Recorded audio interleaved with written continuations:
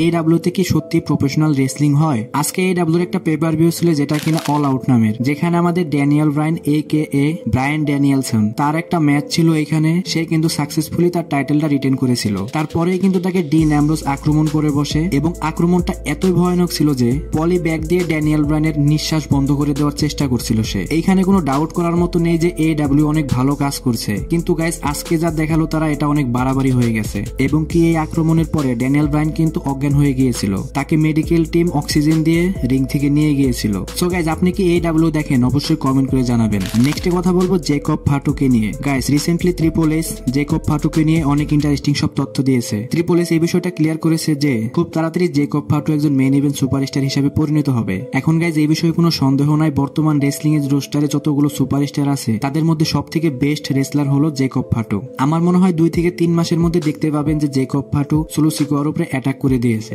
এবং কি জেকব ফাটু যে লেভেলের রেসলার, তার সাথে খুব তাড়াতাড়ি রোমান রেঞ্জের একটা ফিউডও দেখা যেতে পারে। নেক্সটে কথা বলবো দা বিস্ট ইনকার্নেট ব্রক লেসনার কি নিয়ে। গাইস ব্রক লেসনার যখন 2016-17 সালে WWE ইউনিভার্সাল চ্যাম্পিয়ন ছিল, তখন তার 540 দিনের যে টাইটেল রেনটা ছিল, এখানে কিন্তু সে মাত্র 16 বার টাইটেল ডিফেন্স করেছে। এবং কি এজন্যই কিন্তু তাকে অনেক বেশি ক্রিটিসাইজ করা হয়েছিল। এখন গাইস হয়তো WWE তে কখনো আমরা ব্রক লেসনারকে চ্যাম্পিয়ন হতে দেখতে পাবো না। রিউমার অনুযায়ী ব্রক লেসনার কিন্তু 2025 সালের রয়্যাল রাম্বলে রিটার্ন করার সম্ভাবনা অনেক বেশি। সো গাইস কে চান ব্রক লেসনার আবার WWE তে রিটার্ন করুক? অবশ্যই কমেন্ট করে জানান।